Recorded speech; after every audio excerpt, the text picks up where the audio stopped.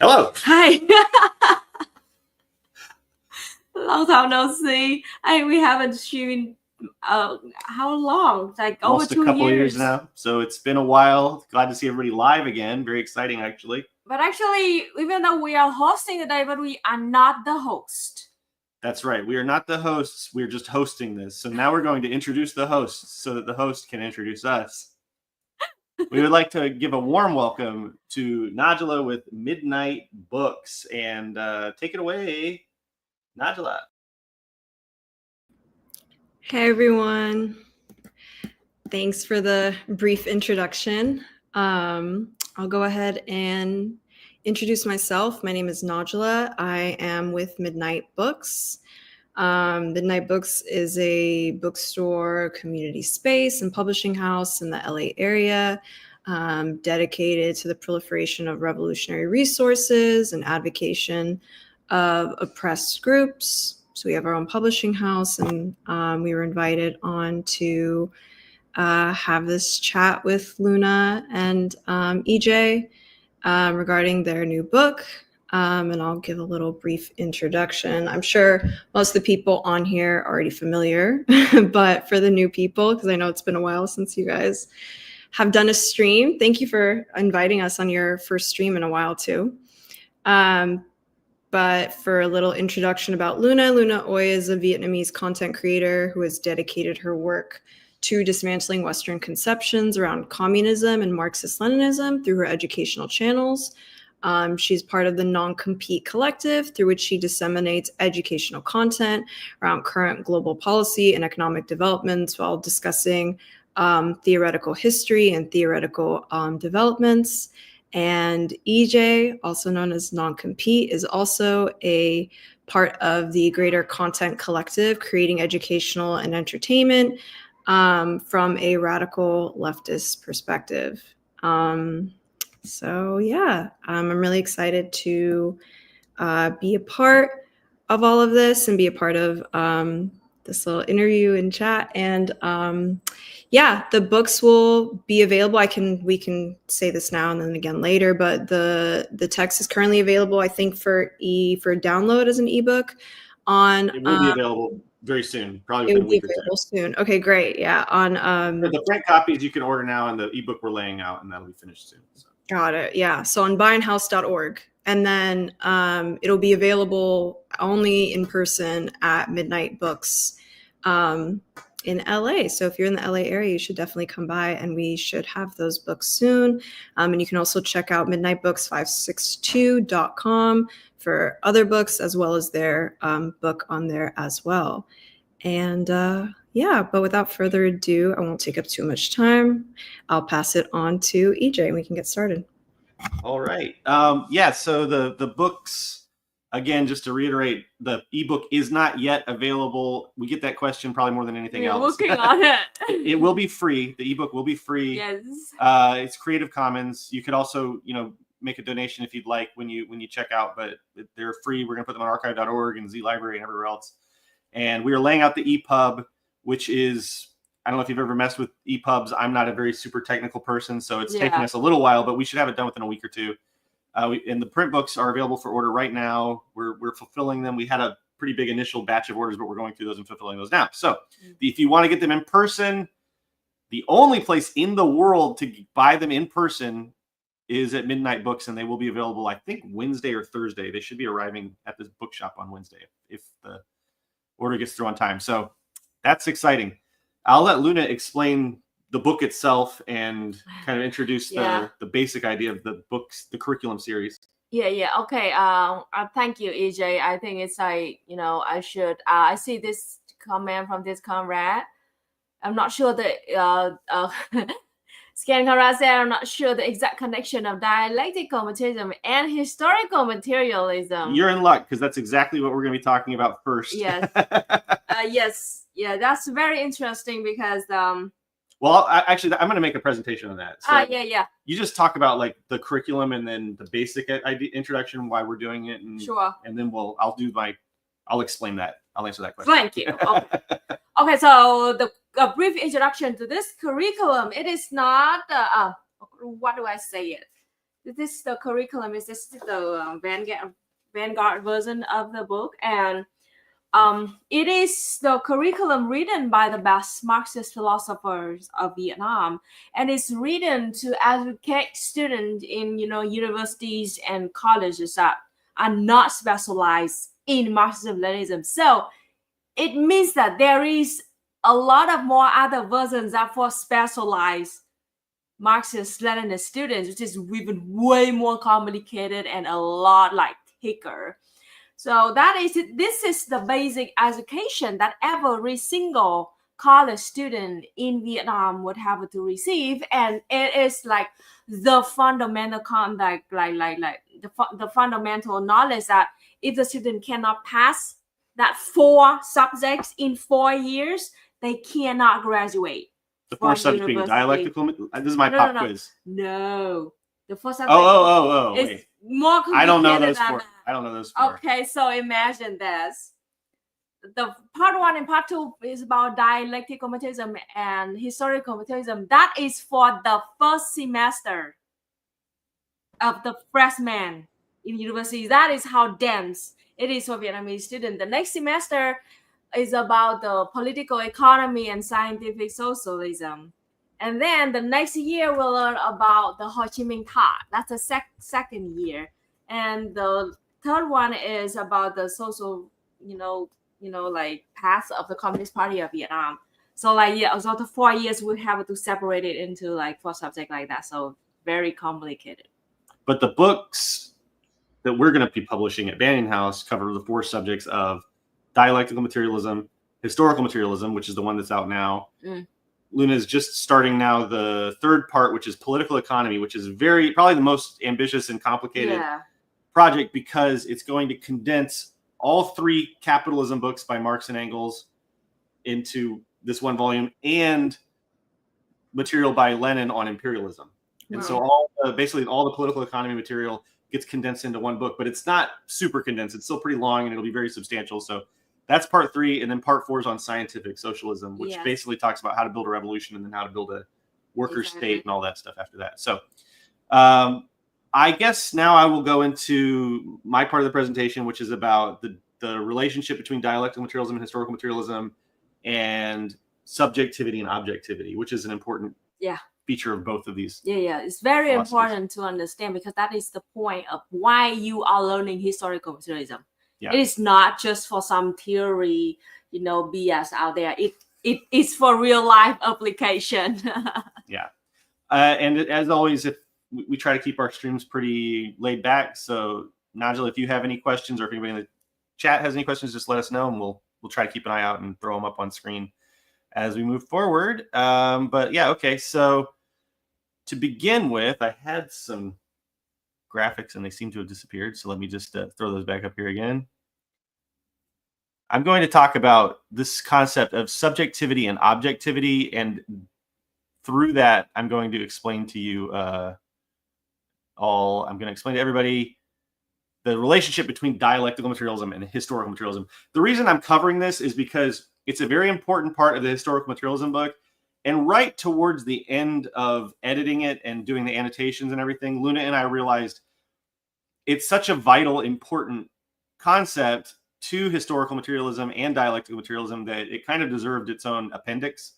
So we wrote a whole appendix and we did some extra graphics just to explain this idea of subjectivity and objectivity, because it comes up a lot in dialectical materialism and historical materialism within the terminology of the book. And it's also a really useful philosophical concept just for trying to wrap your head around these kinds of ideas. So in dialectical materialism, the philosophy of dialectical materialism, which the book part 1, which many of you have already read, covers dialectical materialism, we talk about subjectivity and objectivity. And in that book, it kind of frames it as it frames it in terms of sort of specificity more. Right? More. So you could think of something that is subjective as something that is more specific, and something that is objective as something that's more general. And another way to think about it is in terms of encompassing. So something that is a subject is encompassed by the objective world and by objective factors, right? So if we say that something is objective, we say that it is more broad and more general, Yeah. and also it's encompassing the subjective factors. Yes. If we say that something is a subject or is subjective, it means that it's more specific, and it means that it is encompassed by objective factors and the objective world. That's why we have the term the objective world. That's what we talk about. Yeah, literally, you're saying objective world. Yeah. That is objectivity out there. Something that is outside of you. Yeah. Outside of a specific subject. Exactly. Yeah. The internality and externality is also a big factor here, right? So because in dialectical materialism is the most objective philosophy of this system of theory. Okay. It is the most objective, which means it's the most general, and it has the most universal application. So dialectical materialism is the overarching objective universal philosophy. And you can, and when we say that dialectical materialism is a universal philosophy, we mean that you can use dialectical materialism to analyze anything and everything. Yes. You can use it to analyze human society, of course. You can use it to analyze anything because it's a universal objective philosophy.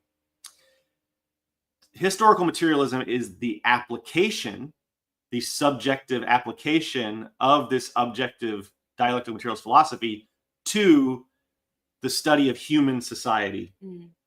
And so historical materialism is a more subjective science, and it has to therefore follow the objective laws of dialectical materialism. So in dialectical materialism, if you're not familiar with it, we define everything in terms of relationships.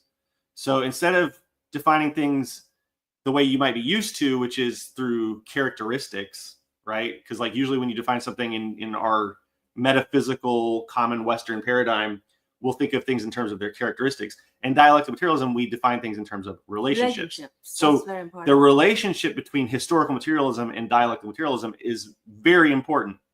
And you have to understand that relationship if you want to understand historical materialism, because historical materialism is related to dialectical materialism in a dialectical manner. They influence and impact and develop each other as philosophies. And the more we develop one, the more we develop the other, right? And they develop through this relationship in part. But in that relationship, dialectical materialism determines historical materialism. And historical materialism can impact back on dialectical materialism. Because dialectical materialism is the more objective, more universal philosophy. I'm moving kind of fast here, but I hope that makes sense. I hope this graphic helps a little bit. I have another graphic that I'll share now. I mean, the most important thing about the relationship between diamat and his mat is his historical materialism is just the application of dialectical materialism into studying human society. That is the simple way of putting it is that historical materialism is dialectical materialism applied to the study of human history. But what I'm kind of trying to explain is like the more what do you call it? The more abstract theoretical underpinnings of that underlie that simpler statement. So this graphic too, it tries to help you understand the difference between objective and subjective. So you have a subject. So what is a subject? This is a really good question. And it took me a while. I'm going to be honest. It took me a while to wrap my head around all of this. So if this feels complicated or if it sounds a little difficult to you, don't feel bad, because it took me a long time for me to wrap my head around this stuff. But once you do once it clicks, it's pretty intuitive actually. But you just have to it just has to click in your head first. But I promise you can get there if you study a little bit. But so, okay. In this graphic, you'll see on the right-hand side, you have the objective. And then on the left-hand side, you have subject. So what is a subject? A subject is just a thing, a phenomenon, an idea, or even a human being like you or me that has a stable form, a relatively stable form that develops over time. So if it's, and the way you could kind of think about it is, if you could kind of identify it as a thing, a phenomenon, an idea, a human, a subject, then it's a subject, right? Because it has a stable enough form that we have a concept of it, right? So that's what a subject is.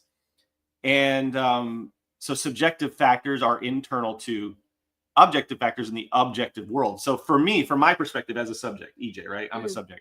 From my perspective, the whole world is objective to me. Even I am objective to you. Luna's objective to me. From Luna's perspective, Luna is subjective to herself. From my perspective, she is objective. So perspective really matters in Perspective. the dialectical materialist framework. So the objective world is external to me, and I am governed by, you see on the top right, objective laws. So all the objective laws of the universe govern what I can do and what's possible for me to accomplish in the world. All the physical laws. Yeah, the laws of physics. Like gravity. I can't just fly around today Exactly. because I have to follow the objective laws of physics, right? Yes. And there are lots of objective laws. The dialectical materialism textbook outlines, I think there's 3 or 4 of the main objective laws. Yes. And then historical materialism also has objective laws that govern, and when we say the laws of historical materialism are objective to all of human society. So whereas dialectical materialism tries to define and explain and study the objective laws of the universe, historical materialism is more focused, and it's only concerned with human society. And it's trying to find the objective laws that govern all of human society. Exactly. And it's trying to understand the objective processes by which human society develops. Yeah. So it's kind of funny because when Engels was in his older age, when Friedrich Engels was in his older age, he got this letter from basically a fan asking him, does historical materialism explain this? Does historical materialism explain that? And Engels was kind of like a grumpy old man in his response. And he was like, historical materialism only explains the development of human society. We never claimed that it explained anything else. And you could just kind of tell there's like this frustration that he's like, I've been trying to explain this for decades. But totally understand that. I totally understand that. But it's like historical materialism has this very specific application to human society and the development of human society. And it doesn't pretend to explain everything in the universe, although dialectical materialism does try to explain the universal laws that govern everything in the universe, right? Yeah. And so anyway, when we talk about, so anytime we talk about material conditions, that is an objective factor of human society, right? Because the external world is external to us. Yes. And it governs and regulates what's possible. Exactly. We as a human society, we can't have like a population of 100 billion right now for various reasons. For one thing, it would be impossible to reproduce that quickly, right? We couldn't reproduce 100 billion humans by tomorrow. We don't have enough, we don't have like the physical capability to have that population. Exactly. So our population is a governing factor of our human society. The laws of physics and that sort of thing. But then there are also other objective laws that related to the economy that also govern the development of human society. And that's really the meat and potatoes of the book, right? Is talking about those objective economic laws that govern human and regulate human society. And then there are other factors as well. There are subjective factors of our conditions, such as geography, right? Like, so some cultures are going to be developing. If you talk about one people, a country, a nation, then the geography is subjective to that. It's subjective to the objective laws of human society, of historical materialism. And there's things like geopolitics, that sort of thing. Those are things that are important, but they're not as important as the objective overarching laws of historical materialism. So we call those objective factors of historical materialism. Yeah. Which are just subordinate to the objective laws of historical materialism. I hope these terms will not get you confused, comrade. Yeah, it's not really so important that you understand every little detail. Just try to get the basic idea. The spirit of the objective laws govern and develop the subject, right? Looking at the graphic again. Objective laws govern and develop a subject. Material conditions determine the development of the subject. Other subjects can impact the development, right? So Luna can impact me and I can impact Luna, and we together can impact all of you. Yeah, we're impacting. But what's most important, and this is like one of the key takeaways of the book, is that we as a working class can develop and impact the wider society and the world, the development of human society. And the only thing that's holding us back from social revolution right now is social consciousness and class consciousness. Yeah. And because the material conditions, the objective material economic conditions for socialism and communism already exist, because labor processes are already socialized. Our relations of production are already socialized. Like when you go to work, you're working with other people to do your job. So the economic conditions of socialism already exist. And there's already this huge contradiction between the relations of production where we're all working together to do our jobs as workers and the private ownership of capital. That's a huge contradiction that causes a lot of chaos and instability. And capitalism has been unstable since the time that Marx and Engels were writing all this down. Mm-hmm. But what we're lacking at this moment in the USA and in the Western world, for the most part, is class consciousness. So it's very important, the impact that we as subjects have back on those objective material conditions. Yeah, it's like you are the fish and you have to learn to realize that around you is water. Right. Mm-hmm. And once we do that, we could swim our way to socialism. And then there are places in the world where social consciousness and class consciousness are more developed, like Vietnam, where they've already had their social revolution. But even Vietnam has a long way to go before reaching communism, and they need us. People in Vietnam and Cuba and all these other socialist nations, they need us in the West to get on board the revolution before we can have this global march towards communism, right? These are kind of the basic fundamental underlying philosophical concepts beneath, like under the hood of the simple statement, which is historical materialism is the application of dialectical materialism to human society. Mm-hmm. So I was if also you can understand. Oh, sorry. Say again. Sorry. No, I was just also going to give the example, I think, with like subjectivity and objectivity. Like it's historical materialism and dialectical materialism is a scientific study. And so if you are thinking of like the way in a scientific study in which you would like, you would control for certain factors that you want to measure, that is like changing the subject and then changing the objectivity because you're controlling for certain factors. So they become like these objective set of conditions that affect the subject. So it always depends on like what you're studying and what you're controlling for. But in historical materialism, because it's the study of human development and human history, then that's the subject that you're controlling for. Exactly. And on that note, I want to say too that this whole body of philosophy, dialectical materialism, historical materialism, political economy, and scientific socialism is all from the perspective of the subject of the working class. Exactly. And so this is all really the science of developing the working class into a revolutionary liberation force. And the science happens in our practice. And we learn through practice what works and what doesn't work. Yeah. So within these objective conditions that Najla is describing of human society, we have a long history. And that's why, that's why, okay, I think it's kind of funny too, because the only reason that we study history in historical materialism is because development is such an important concept of dialectical materialist philosophy. Exactly. Mm-hmm. Dialectical materialism you could think of as the study of development and how things develop over time. And so in order to understand how things develop, we have to look at history.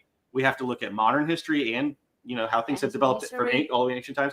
And we have to look at what works and what doesn't, and within certain conditions. Exactly. Because, for instance, the things that Vietnam did in their objective conditions and with their subjective factors, they're not going to be exactly the same things we need to do because, in the USA, where I'm from, things are different.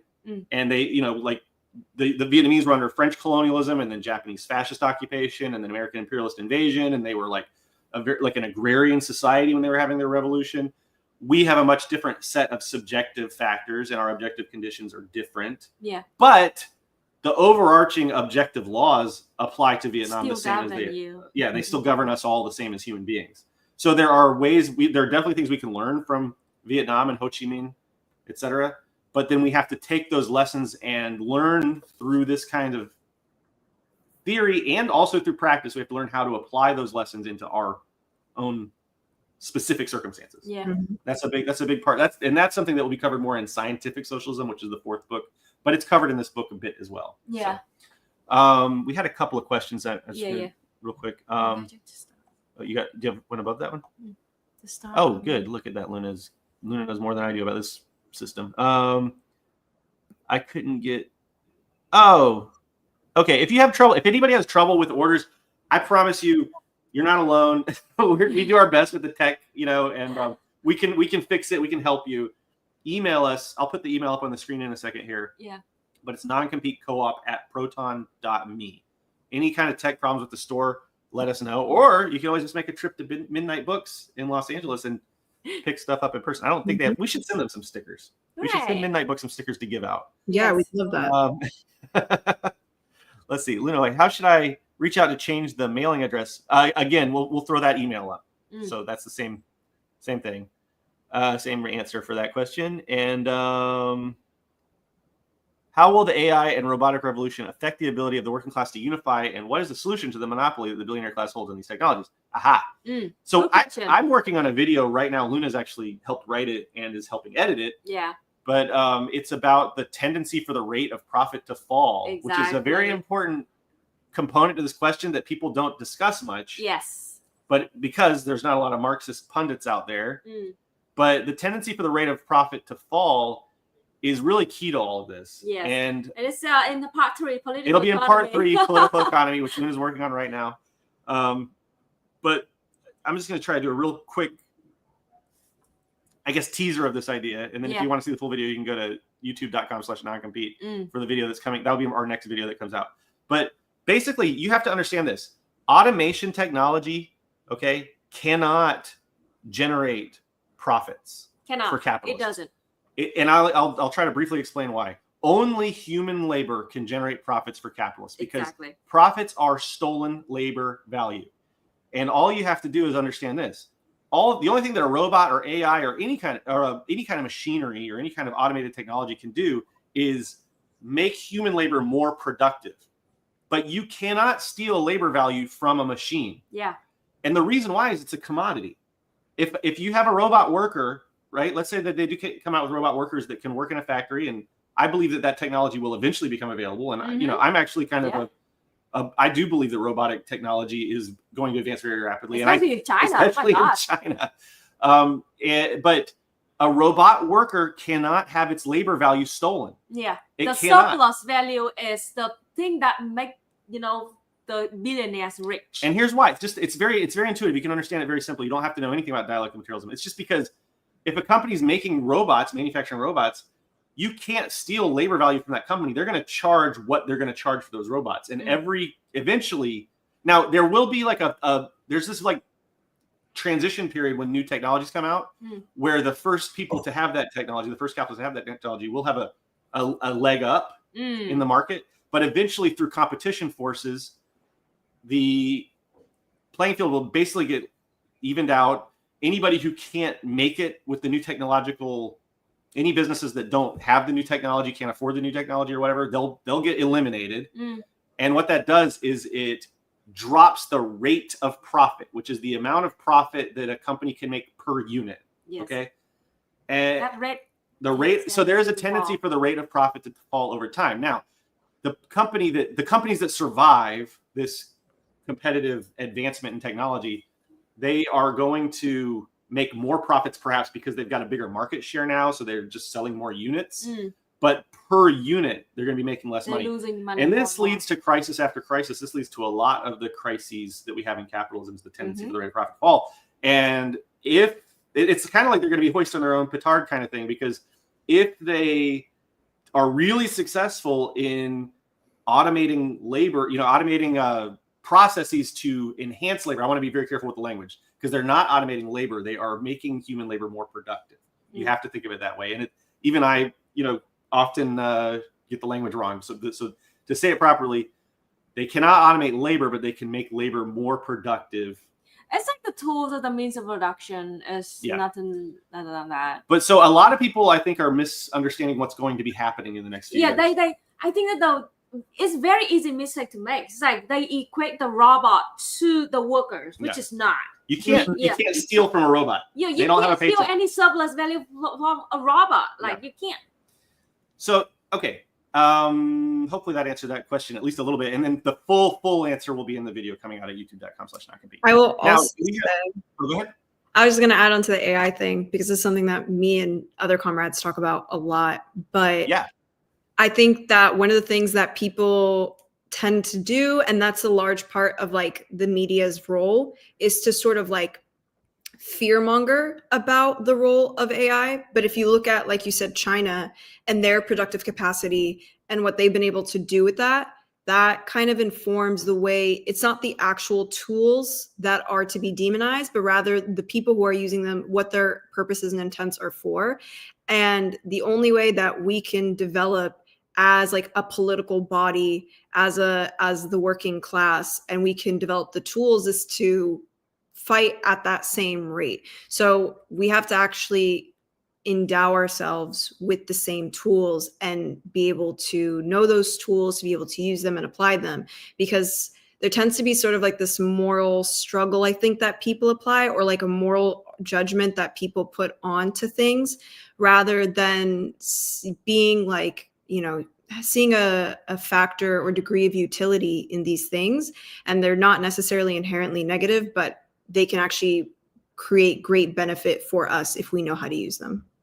I really love that point, because that's one of the things that I think is really useful in radicalizing people and making them understand that communism is such an awesome thing. Because really, like when they come out with, for instance, there's this thing called Sobot, and it's the first robot that was able to automate making clothing, and it was this big step forward in automation. But for under capitalism, it's kind of like a bad thing that happened, because it's going to put so many workers out of jobs and they're going to not have income, right? Mm-hmm. But really, in a more objective kind of rational sense, it should be a wonderful thing that we're automating this labor that is actually quite dangerous, and it's toxic. Not, it's repetitive, it's toxic, it's not like fun to do, to sit in a usually in a sweatshop doing like one repetitive like work. With a sewing machine again and again and again. So automating this should be good for humanity, but under capitalism, it's bad for workers. Right, and that's a problem with the capitalist political economy. Exactly. So automation should be liberating workers, but under capitalism, it's just everything is being used as a tool by the capitalists to reinforce capitalism. Somebody said, I think it was Cobra Commander, said that that this kind of automation and robotics and AI and all this stuff, it's going to lead to overproduction, which is absolutely true. And it's already a problem we have. I mean, I think it's the number of clothing articles that get just thrown into landfills every year is staggering. I can't remember off the top of my head, but it's hundreds of millions or like a billion. It's like so many articles of clothing get thrown into landfills every year. Yeah. We're so good at making clothes. There's no reason clothes shouldn't just be freely available for everybody, except for political economic reasons, the reasons of capitalism, right? So, and we're so good at making food, we're so good at making the staples of life that it's a distribution problem. But the reason those distribution problems are not solved is because of the political economy that's holding humanity back. That's why capitalism is literally holding us back. Yeah, Marx and Engels talked about capitalism as this great barrier of human history.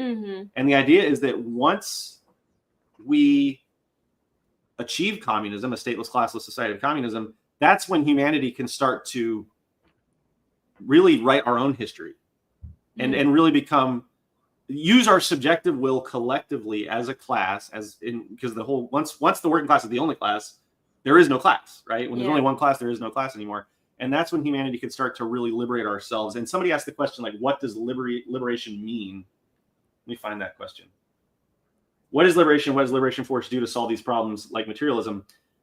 I'm going to let Luna answer that question, because Luna was planning to talk about the historic mission of the working class. Exactly. So Luna is going to now talk about the historic mission of the working class, which is something that's covered in the book. Yeah, this is very important. It's very important part. Actually, the historic mission of the working class is the reason why you're learning all of this. You have a mission. Isn't that cool? You're not like James Bond, because James Bond is an imperialist bastard. You're way cooler than James Bond. Exactly. So why are we doing all of this? Why are we learning about the boring laws of dialectical materialism and historical materialism? What for? It is to realize that who you are, where you are at, and what do you want in the future. So how to say it quickly? Okay, looking from the perspective of the working class, our human society for thousands of years already has been a class society. It's from slavery time to now the modern capitalist time. There always been an oppressed class and the ruling class. And that is like the society with thousands of years of exploitation and oppression. We like, okay, so capitalism did do one thing during the social revolution, that it simplified that tension between the ruling class and the working class, right? The oppressed class. So before, there was like a lot of more of other class, such as the lords, the nobles, the kings, the royal Craft family, guilds, the church, the farmer, the serfs, and all kinds of stuff like that. And capitalism merged them all together. Now it is capitalist class and the working class and the petty bourgeoisie, but and they're just getting proletarianized anyway these days. whatever. Yeah. Okay. So like, and this is like, it can be considered, capitalism can be considered as like the last step, the last obstacle that the working class, the oppressed class need to overcome so we can free ourselves from exploitation and oppression. And that is what we mean when we say the liberation of the working class. Means that there is no ruling class anymore. There's no anybody like billionaire anymore that steal our labor and enrich themselves into your own pocket. So to put it in historical materialist terms really quick, there are, within the economic base, within the economy of human society, there are the relations of production. Yes. And then there's the ownership of production. The relations of production include the ownership of production and the operation of production. Let me restate that because I messed it up. The ownership of the means of production. There are the relations of production, which include the ownership of the means of production, who owns all the stuff we use to make the stuff we need, and who owns all the natural resources and all that. And then there's the operation of the means of production. Yeah. And under capitalism, that has been simplified, like Luna said, to basically two essential classes. Yeah. The capitalist class, which owns the means of production, and the working class, which operates them. What we're trying to do by liberating the working class is to merge that together so that the same people who operate the means of production are the people who own the means of production. It's as simple as that. Yeah. Right? It's as simple as that. It's as simple as that. Now, getting there is a huge, complicated, multi-generational battle, but it's as simple as that. And it really just means that we want to own our own labor. We want to own our own labor. And there will be no ruling class because the ruling class is determined by that economic privilege of owning the means of production. So for centuries now, millennia, there has been this class society, and it has changed forms from the ancient slavery society to feudalism into capitalism now. And socialism will be another class society because socialism is like the last step on the highway before we can get on the off ramp. Socialism will be when there are two classes. There will be the working class and the bourgeoisie, but the working class will control the state and the means of production. And through that process, we will, by and by, the state will wither away, as Engels said. And then we will have the stateless, classless society that we all dream of, right? And when everybody's the working class, and technically it's no class anymore. Right. And it's integrating. So, okay, maybe somebody would kind of a bit like confused about how do we own our own means of production. It seems like a very strange concept that you can't even imagine. But imagine this: if Vietnam is actually one baby step further. Our farmers, 70% of Vietnamese people are farmers, and we own our own farmland. So that is the kind of an example for you, like the feeling of how to own your own means of production. Is that the farmers in Vietnam own our own farmland, and we work on that piece of land, and it is allocated to us for free by the government. So it means that if you were born in a rural area of Vietnam, you would be allocated a piece of farmland that equal to everybody, and you are free to work on that land and take everything from it free of charge, no tax. Mm-hmm. Now, okay, first of all, Chris, welcome as a new member of Luna's brigade. Welcome. What was I looking for here? Okay. We had some good comments I wanted to run through real quick. Okay. But before I do, I want to just piggyback on Luna's point real quick. So Marx and Engels, what they said communism would be, basically. They for very good reason, they didn't do a lot of speculating about what communism is really like the nuts and bolts and the details and stuff, because we can't really predict the future. Yeah. Right? That would be called utopianism when we're trying to That's idealist. But we do know a few things based on the objective laws of human society, which Marx and Engels helped to discover. And one of those things is that communism will, one of the characteristics, or not characteristics, what's the word, Luna? I'm always forgetting basic words now. One of the heuristics, I guess, how will we know when we've achieved communism, right? The criteria of communism is that we will start to unify, we will bring into dialectical unity nature, because actually Marx and Engels were environmentalists. They were some of the very first people to really understand like ecology in this like political economic way, and understand and talk about the ways in which humans were destroying nature. Literally, they said like we are part of nature. We are of nature. We are nature. Yeah. So nature, human society, and the individual would all kind of become harmonious with each other, so that one is not trying to dominate the other. Like human beings are not trying to dominate nature. Human society is not trying to dominate the individual. We have harmony with all those things. That is like a sign that you are achieving communism, is when those things start to come into alignment with each other. Okay. Now we had a great comment from Kill the Buddha, who says, for me, liberation would mean not being limited by the fact that I don't have much money by being disabled or by being a woman. I would be able to have the things I need to do the work I want. And then there's the follow-up. Also, I'm definitely limited by class, being not even working class, really. This is a very important point for me, because I'm disabled also. I have like hidden disabilities that are very kind of fundamental to my identity. And I want anybody watching this right now who's disabled to understand that just because you're disabled and you can't work or whatever, or you don't work as much as you're demanded to by society or whatever, you're still a part of the proletariat. Yeah. You're still oppressed by capitalists, and there's nothing in any of this philosophy, there's nothing in Marx and Engels that says that disabled people are not part of the working class. You don't have to work to be a part of the proletariat. And one of the things that's really evil and destructive about capitalism, in my view, as a disabled person, is the way that it values human life based on like the capacity to generate profits for a capitalist. And in a communist society where workers own the means of production and where humans are liberated from class society, profits won't be a factor anymore. There will be nobody generating profits. So you won't be devalued. We won't be devalued because we can't generate enough profits for a capitalist. Yeah. And I have worked in office environments where I've had to hide my disabilities, because if my employer knew that I was disabled, they would have fired me, and they would have found a way, even, if you're disabled and you've been involved in disabled activism, you know that just because there are like these bourgeois laws that are supposed to protect us, they don't mean anything. If my employer found out that I was disabled, they would find a way to fire me. Yeah. And South Carolina, it's a right to work state, then they could just fire me. So anyway, we need to understand, and it's important for workers to understand that too, not just disabled people.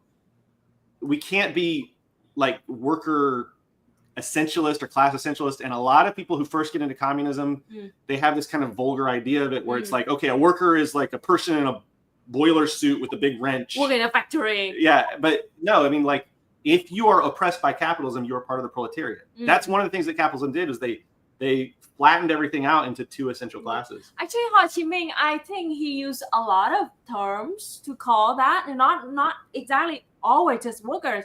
We also have other terms such as vô sản, like people who doesn't have any capital. Or he also used a term người lao động, means that the people who work. Yeah.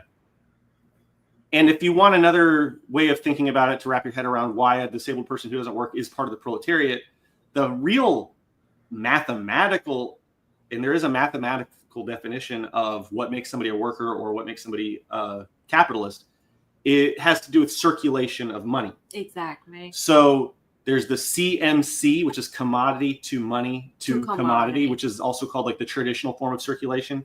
And that means you get a commodity. No, you have a commodity. You have a commodity. Yeah. You don't necessarily get it. You might produce it, whatever. Your labor is a commodity under capitalism. Yeah. You have a commodity. You exchange that for money and use that money to buy other commodities to live. Exactly. That's CMC. And in the CMC mode of circulation, you're basically flatlined. You might have a little bit more income over time, but you're not really accumulating wealth the way that a capitalist can, because a capitalist uses the MCM prime mode of circulation, where they start with a lot of money and they buy a commodity just so they could sell it for more money. Yeah. They're making their money off of profits from buying and selling commodities. They use money to buy commodity to get more money. That is, And disabled people are definitely in that capitalist. CMC mode of circulation, where you Yeah, are just definitely getting commodities CMC. to survive. You're not accumulating. You're not making your money through investment, basically. Mhm. So, okay. So yeah, hopefully that answered. I don't know if that was really a question we answered, but hopefully that was a little context. We have 15 minutes left. We have 15 minutes left. We were going to show a clip from Luna's video, but I think the discussion has gotten really good. And if you're watching this on Luna's channel, you can go watch Luna's most recent video after the stream. So we'll just keep doing the discussion. I don't know if Nigel, if you have any questions or ideas that you want to contribute, or otherwise we can just kind of look into the comments for some more questions. I do, I think one of the things, like when we're talking about work, is that I think work and like contribution to society comes in so many forms. And that, when I read a lot of like these great leaders like Ho Chi Minh, Malcolm X, Kwame Ture, Nkrumah, there is like a level of, I think, discipline and work that they put in towards creating a political, party, vanguard, organizing, whatever it is, to help like free the people and to help create like a class consciousness, a political body that's like committed to developing material conditions progressively for people of the working class. And so I think when people like talk a lot about certain aspects about work, they see it, and a lot of people are rightfully like really triggered from like a lot of like the exploitation that they've undergone in a capitalist society, where work has always been something that's negative. It's never been connected to any sense of real human development, personal development. It's never been for the betterment of themselves and others. So I think that is something that I think that in our current society, especially in the United States, that is something we need to work within a lot of like radical leftist spaces, is to like develop and have a more positive idea by studying these people who committed so much of their life in various ways to radical development, to socialist organizing, because I think that's the only way that we can win, because our enemies work so hard to keep us down, but we have like the capability and potential to be so much if we can like input that energy into it. Absolutely. Yeah. I mean, alienation is such a huge barrier. It has been like bourgeois civil society has ingrained alienation into us so much so that we're alienated from each other and we're alienated from our labor, like you were just talking about. And, I think that's something, we need to understand that as a working class, our labor and the contributions that we've made as laborers and that our ancestors have made as laborers should be celebrated without essentializing and worshiping it and making it something where like people who are unable to labor in the capitalist sense of generating profits, but it should be celebrated. And the fact that we can change and impact our environment is what makes us, in a lot of ways, human beings, right? Is the fact that we have this ability to change our conditions, to help each other. We are a social animal, right? And I think that another aspect, something you reminded me of, is the fact that a lot of things that are labor don't get thought of as labor under capitalism. For instance, things like raising children, right? Like, domestic labor, that kind of stuff isn't thought of as labor. And then there's also just the ways in which people help their friends and family and communities out, that we call it like volunteering, or we call it, help, even just like, being there as like an emotional support for somebody or whatever. Like these are forms of labor in which we have real impact on the lives of our fellow human beings. Under capitalism, it doesn't get thought of as labor because you can't generate a profit. Right? That's exactly the problem, right? So labor is a good thing. The definition of labor in dialectic materialism is just whenever we do something with our conscious activity to impact the world. That's labor. Yeah. And so there's like productive labor, but not all productive labor is profitable. And not all profitable labor is productive, by the way, in terms of like actually helping society. There's so many of these quote unquote bullshit jobs where you're going and you're spending maybe 10, 12 hours a day doing something that has absolutely no real social utility. It's just making a capitalist money because they can profit off of your labor. So we have to, I think you're absolutely right. We have to teach each other. This is class consciousness. What we're talking about right now is class consciousness. Yeah. Understanding the role that we have as a proletariat in human society, and understanding, as Luna was talking about, our historic mission to end class society. That's class consciousness. And it's really as simple as that, but within that simplicity, there's all this complexity. We had some great comments. I'm going to just check out the starred comments here real quick. Gio, shout out to Class Time video. I'm so glad you got that reference. Finally! If you go to youtube.com/noncompete, there's a video there called Class Time. Yeah. It's the pilot of a show. We do hope to make more episodes of in the future. But it's like a 90s Nickelodeon kids show that we made about class consciousness. And the first episode is about the CMC and MCM prime mode of circulation. And if you want to see Luna dressed up as a 90s fly girl, and yeah, well, I do more of the rapping, but Luna does the hook. The hook, yeah.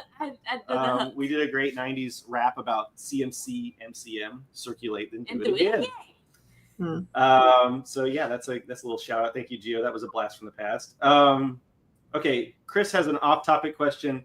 I want to live in a socialist country. Canada sucks in the winter. They don't deserve. I think that I have an email. Maybe if you're or somebody else might have emailed me, but with a similar question, what's Vietnam like for a foreign socialist?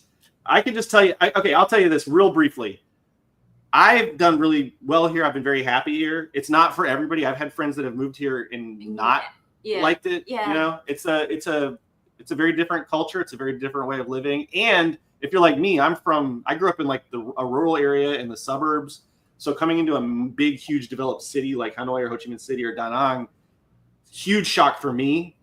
And that kind of stuff is not for everybody, but it's a really wonderful place. I mean, this is still worth, visiting for 1 or 2 months. Definitely come visit and check it out. Definitely. Yeah. But yeah, if you have more questions, you can always email us. And I haven't put the email on screen, so I'll do that in just a second. Right now. Keep forgetting. Okay, well then, Luna, you handle a question real quick. What question? Okay. Okay, here we go. You still need a society built on overshoot and capitalism is to somehow unlearn GDP. You put wait. What? I'm trying to understand the neoliberal freedom competition of the time. You need a society built on overshoot and capitalism to somehow unlearn GDP. Oh. Okay. I get it. Talking about neoliberalism, basically. To unlearn neoliberalism. Put our email up. Okay. Like unlearning neoliberalism on a dying planet. You could vibe on that while I put the email up. Neoliberalism is false consciousness. Maybe you can just talk a little bit about that. I think what we're talking about here is false consciousness. I think I feel like he's making the point that you need a society built on capitalism, or like you're still part of that society. I don't know if that's what he was referencing. You could talk about the seeds of socialism are in capitalism. Yeah, I mean it is a fact that socialism and communism will be built on, the foundation of the already developed the productive forces of capitalism. That is the real thing. So okay, that is our email. So if you have any question, anything, just send on that. But like it is what do you say it? Capitalism is not how do I explain this, EJ? The seeds of capitalism? The seed of socialism in capitalism. The seeds of okay. Capitalism does give. I'll tell you how I wrap my head around it, because this was hard for me to wrap my head around. Okay.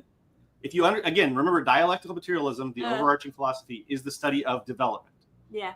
And let me see if I can. Oh, we don't have part one. Do you know? I think we put the graphic of the we did. We put the graphic of development, but basically, so when something is, see if you can find that development with the contradicting subjects. The way that development works is it's all based on relationships. Two things contradict each other. Two things relate with each other. No, the contradicting subjects where they inherit the inheritance property. Nope, inheritance. This is it. Okay. I don't know if you can see this. But here we go. Here we have this graphic, okay? You have a initial form here, and then this is the contradicting subject. These two things, yeah, Luna, can you full screen that? How? Click this right here. There we go. Okay. All right. Class time. All right. So we have two subjects that are interacting with each other. They're contradicting each other, okay? Eventually, those two subjects will negate into one second form, okay? All right. So that's how change in development happens. Change in development and motion all occurs through relationships, okay? When two things contradict each other, eventually they will develop into a second form. And then that second form will develop in a relationship with another contradicting subject. This is obviously a very simplified, abstract graphic just to get your head wrapped around it, right? Put it back on full screen just for a second. Right here. Okay.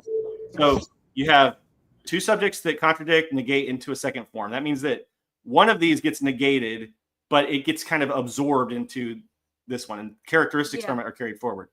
That subject will then contradict with other subjects again, and it will contradict into negation again. And this goes on ad nauseum repeatedly forever, right? Now, what's important in this graphic is that this form inherits characteristics. It inherits, this is called the principle of inheritance. It inherits characteristics not just from the thing that you could say succeeded, right? The contradicting subject that won the contradiction. It also inherits characteristics from the thing that lost. Okay, does that make sense? I'm using very simple terms to try to just get through this quick. And then it'll happen again, right? And so then this third step here, it still inherits characteristics from both of these contradicting subjects. Okay, now, so if you understand that, you know that if you're looking at it from the perspective of this subject up here, looking forward, you know that the characteristics that this subject has will be carried forward to this subject, and that's like the seed.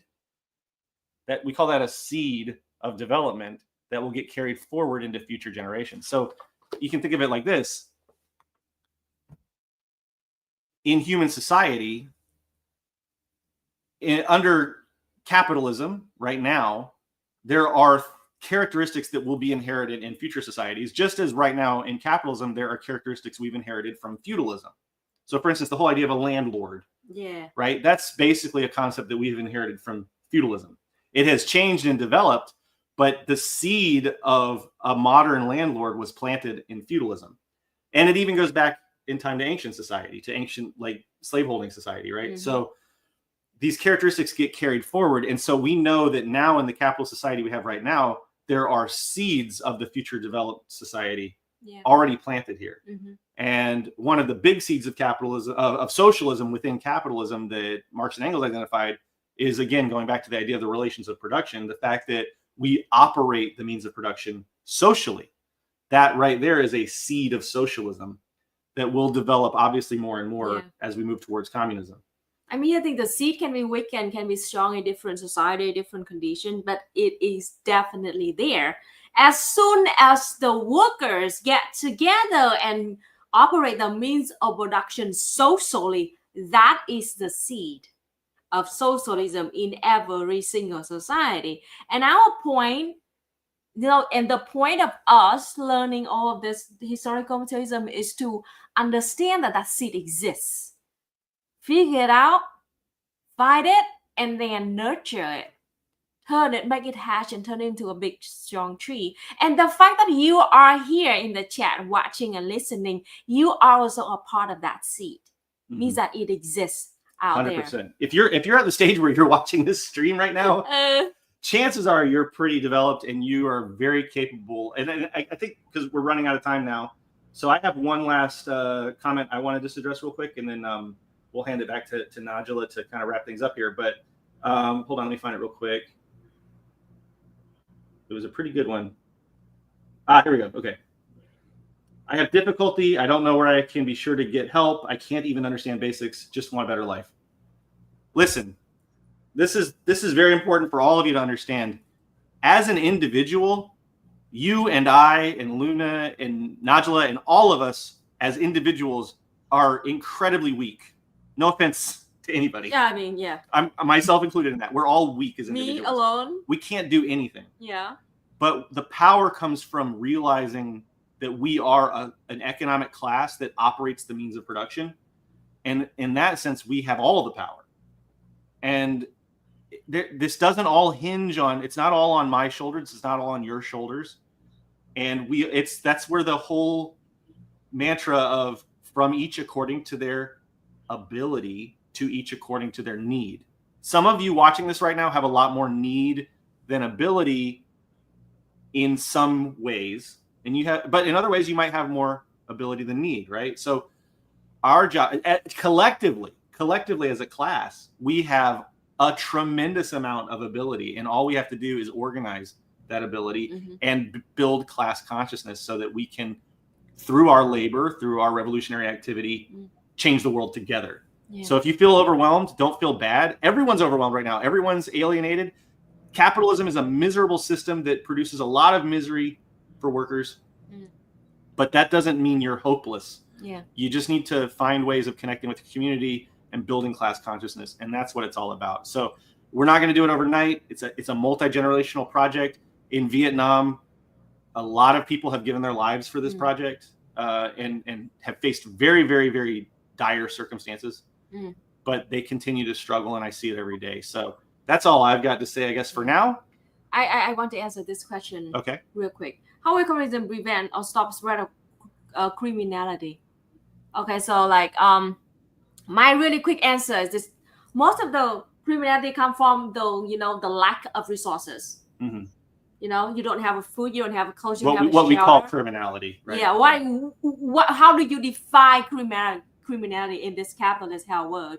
And most of it stems from the material base of it, which is the lack of resources. It's an artificial scarcity. Exactly. Because we were talking about earlier, like we make so many clothes, so much food, so much stuff that there's plenty and for medicine. everybody. Yeah. Exactly. So harm. We're not making the claim that harm will disappear under communism. Yeah, I'm not. There will always be harm. People will always harm other people. Yeah. But the whole construct of criminality, the way that it's defined under capitalism, is a bourgeois construct that has a lot to do with violations of the bourgeois relations of production. So there's a lot.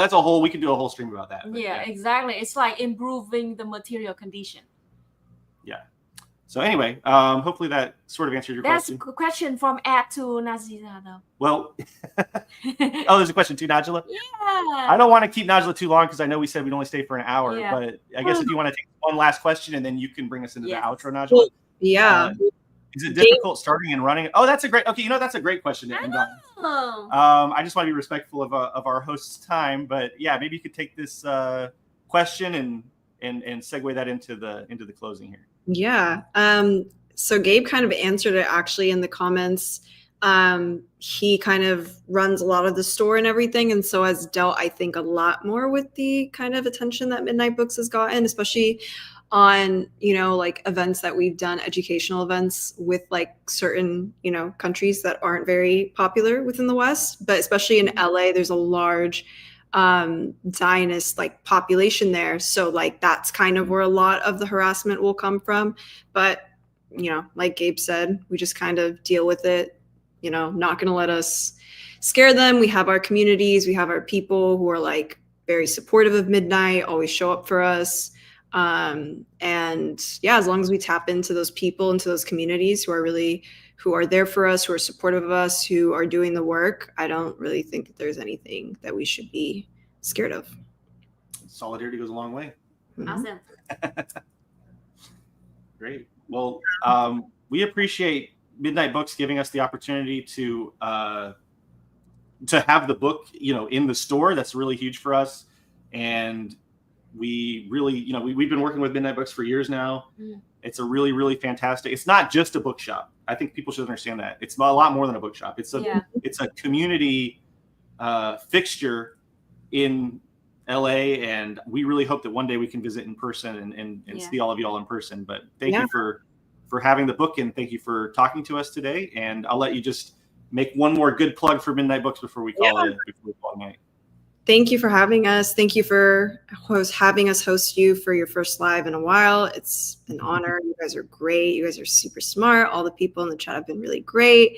And yeah, anytime anyone's in LA or anything, please come through. It really isn't just a bookstore. It's like a resource community hub. We have so many resources for people. We connect people with so many different organizations in LA, in California, and obviously around the world.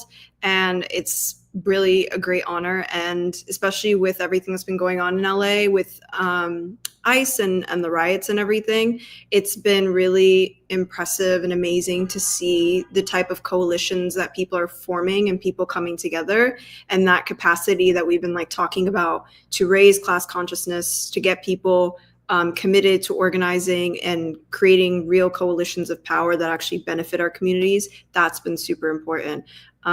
So yeah, and again, it'll be the ebook, you guys, will be available soon, but the book is available for purchase from banyanhouse.org. And yeah, banyanhouse.org/shop. I'll put the banner up for that real quick too. And then it'll also be available on you. There's also other books, but you guys can check us out on midnightbooks562.com. And then we also are available in person in LA. You guys can check us out on Instagram at Midnight Books. We have all our information listed there. You guys can check up on events. And yeah, thanks everyone for having us. Thank you, EJ and Luna, for hosting this and having this great. We appreciate it. Yeah, I can't wait to talk to you again soon. And thank you for watching, everybody. We'll see you next time. See you next time. Bye. Bye. Bye.